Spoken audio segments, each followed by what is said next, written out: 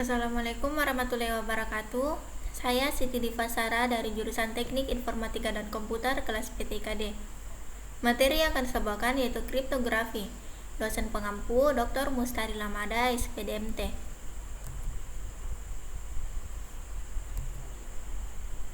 Kriptografi adalah suatu ilmu yang mempelajari bagaimana cara menjaga agar data atau pesan tetap aman saat dikirimkan dari pengirim ke penerima tanpa mengalami gangguan dari pihak ketiga. Dalam kriptografi, terdapat dua konsep utama yaitu enskripsi dan deskripsi. Enkripsi adalah proses di mana informasi atau data yang hendak dikirim diubah menjadi bentuk yang hampir tidak dikenali sebagai informasi awalnya dengan menggunakan algoritma tertentu. Sedangkan deskripsi adalah kebalikan dari enkripsi, yaitu mengubah kembali bentuk tersamar tersebut menjadi informasi awal.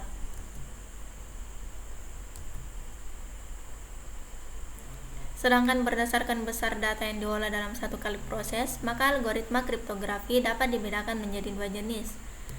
Yang pertama, algoritma block cipher. Informasi atau data yang hendak dikirim dalam bentuk blok-blok besar, misalnya 64 bit, di mana blok-blok ini dioperasikan dengan fungsi enskripsi yang sama dan akan menghasilkan informasi rahasia dalam blok-blok yang berukuran sama. Yang kedua, algoritma stream cipher. Informasi atau data yang hendak dikirim dioperasikan dalam bentuk blok-blok yang lebih kecil, biasanya satu karakter per satuan waktu proses, menggunakan transformasi enskripsi yang berubah setiap waktu. Algoritma simetris dan asimetris. Yang pertama, algoritma simetris adalah suatu algoritma di mana semua kunci enskripsi yang digunakan sama dengan kunci deskripsi, sehingga algoritma ini disebut juga sebagai single key algorithm. Kedua, algoritma asimetris adalah suatu algoritma di mana kunci enkripsi yang digunakan tidak sama dengan kunci dekripsi, sehingga algoritma ini menggunakan dua kunci, yaitu kunci publik dan kunci privat.